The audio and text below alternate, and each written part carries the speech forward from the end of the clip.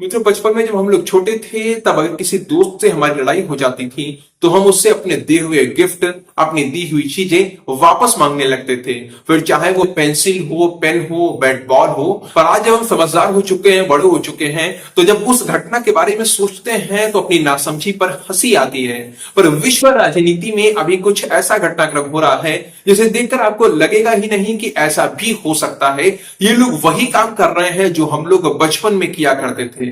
मित्रों, अगर आप लोगों से पूछा जाए कि आप अमेरिका जाकर क्या देखना चाहेंगे, कहां घूमना चाहेंगे, तो आप में से कई लोग न्यूयॉर्क घूमने वाले होंगे, कई लोग कहेंगे कि वो लॉस एंजलिस जाना चाहते हैं, तो कुछ लोग वॉशिंगटन डीसी जाकर व्हाइट हाउस देखना चाहेंगे। लेकिन सभी के शेड्यूल में एक चीज कॉमन मिलेगी और वो है स्टैच्यू ऑफ लिबर्टी। जिस तरह से फ्रांस की पहचान आईफिल टावर से होती है, चीन की पहचान the great wall of China से होती है, कुछ ऐसा ही रिश्ता स्टैच्यू ऑफ लिबर्टी और अमेरिका का है। ये स्टैच्यू ऑफ लिबर्टी अमेरिका के न्यूयॉर्क हार्बर में हडसन नदी के मुहाने पर स्थित लिबर्टी आइलैंड में स्थापित है। जो कोई भी घूमने के लिए अमेरिका जाता है वो इसे जरूर देखकर आता है। लेकिन अब ऐसा लग रहा है कि शायद अब ये हमें वहां पर देखने को नहीं मिलेगी, और अगर मिलेगी भी तो वो फ्रांस में देखने को मिलेगी, क्योंकि स्टैच्यू ऑफ लिबर्टी फ्रांस का है और फ्रांस ने अमेरिका को ये गिफ्ट किया था। पर अब फ्रांस अपना गिफ्ट वापस मांग रहा है। जो स्टैच्यू ऑफ लिबर्टी का जो पहला विचार है वो फ्रांसीसी इतिहासकार एडोर्ड डे लावोले के मन में आया था। सन 1876 में अमेरिकी स्वतंत्रता के 100 वर्ष पूरे होने के उपलक्ष्य में फ्रांस की ओर से अमेरिका को यह गिफ्ट देने का विचार किया गया था। ये मूर्ति रोमन देवी लिबर्टस से प्रभावित है। लिबर्टस को स्वतंत्रता की देवी माना जाता है। ये मूर्ति शुद्ध तांबे से बनी हुई है और पांव से लेकर मशाल तक उसकी कुल ऊंचाई 151 फीट और 1 इंच है।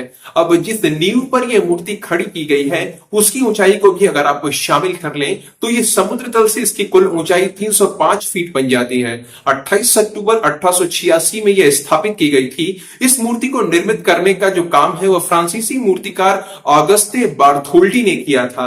अब यह मूर्ति यूनेस्को की वर्ल्ड हेरिटेज साइट भी है, साथ में अमेरिका के राष्ट्रीय स्मारकों की सूची में भी आती है। अब अपनी स्थापना के समय से लेकर अब तक ये मूर्ति लगातार अमेरिका और फ्रांस की मित्रता का प्रतीक रही है। लेकिन अब ऐसा लग रहा है जैसे ये दोस्ती का प्रतीक नहीं रहा बल्कि लड़ाई का मैदान बनती जा रही है। मित्रों, जैसा कि आप लोग जानते ही हैं कि अमेरिका के राष्ट्रपति डोनाल्ड ट्रंप अपनी अलग नीतियों के लिए जाने जाते हैं। उनकी इमिग्रेशन पॉलिसी बहुत टफ है। जितने भी इलीगल इमिग्रेंट्स अमेरिका आ रहे हैं उनके हाथों में हथकड़ी और पैरों में बेड़ियां डालकर उन्हें वापस भेजा जा रहा है। डोनाल्ड ट्रंप की जो आर्थिक नीति है वो टैरिफ के सहारे चल रही है। वो यूरोप से लेकर एशिया तक हर उस देश पर टैरिफ लगाने की बात कर रहे हैं जिसके भी साथ अमेरिका का ट्रेड डेफिसिट चल रहा है।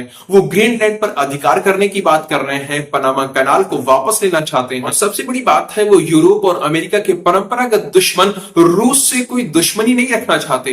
वो पुतिन की जरा सी भी आलोचना नहीं करते हैं बल्कि रूस के साथ वो व्यापारिक संबंध बनाना चाहते हैं। इसीलिए वो यूक्रेन का जरा भी समर्थन नहीं कर रहे। वो जल्द से जल्द ये युद्ध रुकवाना चाहते हैं, जबकि पूरा यूरोप ये चाहता है कि ये युद्ध तब तक चलता रहे जब तक रूस को पराजित कर क्रीमिया और बाकी सारी जमीन वापस न ले ली जाए। लेकिन ट्रंप बिल्कुल इसके विपरीत हैं। वो नहीं चाहते कि युद्ध एक पल के लिए भी चले। इसके साथ में ट्रंप नाटो के भी समर्थक नहीं है।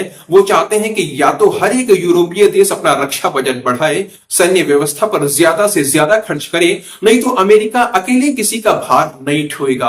अब ट्रंप की नीतियों का समर्थन दक्षिणी पंथी नेता तो कर रहे हैं, खुलकर कर रहे हैं, फिर चाहे वो यूरोप के हों या फिर किसी भी देश के हों। यूरोप में इटली की जॉर्जिया मेलोनी से लेकर हंगरी के विक्टर ओरबान तक सभी ट्रंप के समर्थक ही हैं।